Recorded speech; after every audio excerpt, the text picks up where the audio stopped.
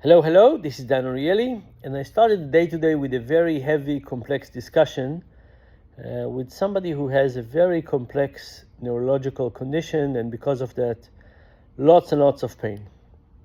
And he told me about his pain and how he's dealing with it, and I told him about my pain and how I'm dealing with it. And we both kind of talked about the fact that we have some constant pain that we have very different ways of dealing with, and then we have the occasional pain that is much more severe and harder to get used to and more disruptive. The regular pain we kind of get used to, kind of manage. The non-standard pain, the one that goes up and down, those are that's the one that is so difficult to deal with. But within all of this discussion, one of the topics that came up was opioids. And of course, opioids is a very complex situation. In the US, we had the opioid epidemic. We still have leftovers of it. Not leftovers. We still have effects of it. It started with people getting lots of pain medication, leaving the hospital, wanting more of it, getting some prescriptions, the prescription is stopping, then they want to get more of that, they can't get it through the standard medical process, they get sometimes street drugs, sometimes fentanyl, and as a consequence, lots of people have passed away. Some estimates say about 500,000 people in the US over the last few years. What a tragedy. At the same time, the discussion on opioids has not, we felt today, has not taken sufficiently account the fact that for many people, us included, life would not be worth it without opioids. Pain is incredibly miserable. When people are not experiencing pain, or when they experience a minor pain, it's very hard to understand the depth of pain. The expression I kind of go back to is pain people. It's an expression that Melzack, the pain researcher, created, and it's basically saying that when somebody has a high level of pain, they are defined by that level of pain. When pain is very, very severe, very hard to do anything but focus on that pain. When I think about my first years of being injured, I really didn't think long term. I was just thinking about how do I deal with the current pain, nothing else, just that. So one topic was that as awful the opioid epidemic is, we think there's not enough discussion about the positive side of the opioids. And that needs to be part of the discussion because pain is incredibly miserable.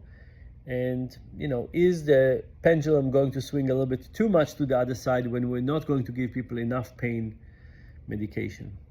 Actually, I suspect that in my case, I didn't get enough pain medication in the first year. Every time I got an injection, it was incredible relief, but I didn't get enough of those in general. But the other thing is that we reflected on the fact that opioids are a way to escape physical pain, but also mental pain. The getting into the fog and the happiness of these drugs is very good for physical pain, and it's very also good for mental pain. Now, there are other things people could take for mental pain, but opioids work for all of those. And we're blaming, and so now imagine somebody who has a very complex life, and they go into hospital and they get a surgery for something, and they get some opioids as a prescription, maybe for 2 weeks, and they take those. And those pills are amazing for escaping the physical pain, but they're also amazing for escaping the mental pain.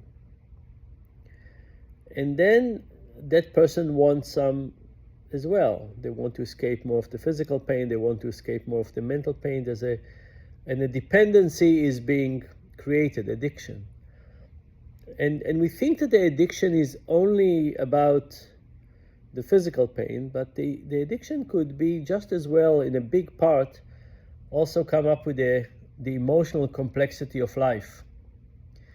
And then we blame the opioid epidemic on the physical pain and addiction, where in fact, what we talked about today, and I tend to agree, a lot of it is about the life circumstances of many people in the US. There are many people in the US whose life is just not that good. Unjustifiably not that good.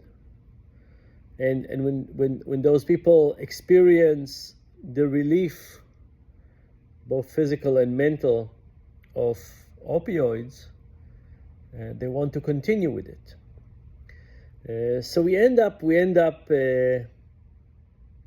pointing a finger to the opioids, but maybe part of that finger should be also aimed at the life circumstances that we've allowed to occur for many Americans, people who've lost their job,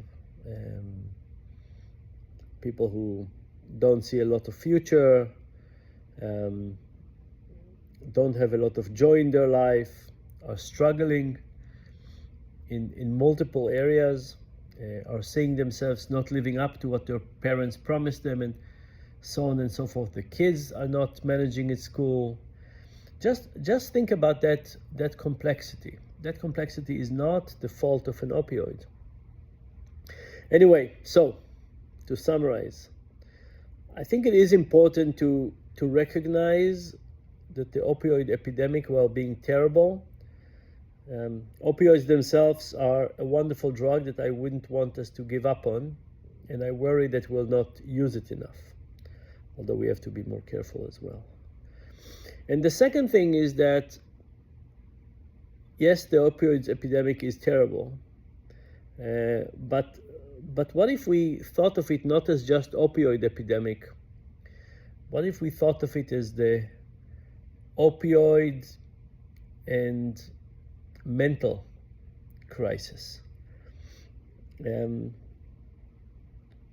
Because I think part of it, maybe it's the opioid physical and mental crisis, because I think part of it is the simple path of people have pain, they take medication and so on. But I'm certain that part of it is just people want to numb the mental anguish, the anxiety, stress, mental anguish that they are experiencing. And it's something that we need to take into account, because reducing opioids is not going to fix that. We need to think about how systematically we fix that. Lots of people have paid in their lives, and a lot of misery for society and for them. There's a deterioration of some of the biggest cities in the US, especially on the West Coast. But we need to take it. I think if we just say it's the opioid epidemic, and the moment we stop opioids, everything will be fine, we're missing the boat. I think we need to work on mental health and the misery of many Americans in our society. Let's hope that we can work on that in the next few years, and focus on the underlying causes for the reasons why people take the full circumstances of why people take opioids. Good luck to all of us.